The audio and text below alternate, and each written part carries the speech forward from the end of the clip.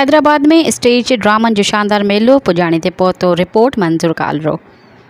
हैदराबाद में स्टेज ड्रामन जे फ़न खे ज़िंदा रखण ऐं उनखे हथी वठण फ़नकारनि ऐं ड्रामे जे फ़न सां सलाहियल ॿियनि साथियुनि जे क़दरदानी वास्ते सकाफ़त खाते सिंध जे ख़ुसूसी तवज्जा समेत arts council of Pakistan Karachi जे गॾियल सहकार सां हैदराबाद ड्रामा फेस्टिवल 2025 जो शानदार सिलसिलो तारीख़ 26 सेप्टेम्बर 2025 खां 8 अक्टूबर ताईं मुमताज़ मिर्ज़ा ऑडिटोरियम कासमाबाद हैदराबाद में इफ़्तिताही तक़रीब सां शुरू थियो। जे दौरान 6 ड्रामा सिंधी ऐं 6 ड्रामा उर्दू ॿोलियुनि ऐं अवाम जी तफ़रीह ख़ातिर मुफ़्त में पेश कया विया।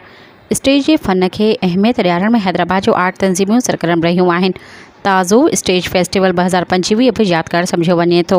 हुननि प्रोग्रामनि जो चीफ ऑर्गेनाइज़र ऐं डायरेक्टर रफ़ीक ईसानी जो ख़िदमतूं सराहजोॻियूं रहियूं, जॾहिं त पर्दे अॻियां या पर्दे पोयां ख़िदमतूं सर अंजाम ॾींदड़ मुख़्तलिफ़ अदाकारनि, फ़नकाराउनि, म्यूज़िक वारनि जूं ख़िदमतूं ऐं महिनतूं वाखण लाइक़ आहिनि।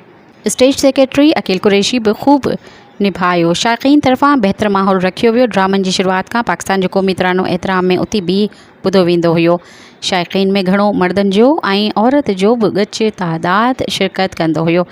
स्टेज मेले जे ड्रामनि दौरान सिंधी उर्दू मर्द फ़नकारनि सां गॾु औरत अदाकारनि बि पंहिंजी बहितरीन परफॉर्मेंस सबबि ख़ूब दाद हासिल कयो।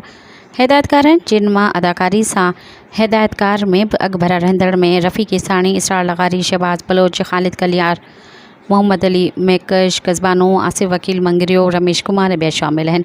हैदराबाद जी तारीख़ में ही इस्लाही तालीमी ज़रूरत तोड़े सुधारण ऐं ख़ुलूस वारनि रिश्तनि खे उजागर करण लाइ ड्रामा फेस्टिवल 2025 बहरहाल घणे अरसे ताईं पंहिंजे फ़नी, तफ़रीही ऐं इंतिज़ामी हवालनि सां यादगार सम्झियो वेंदो आहे।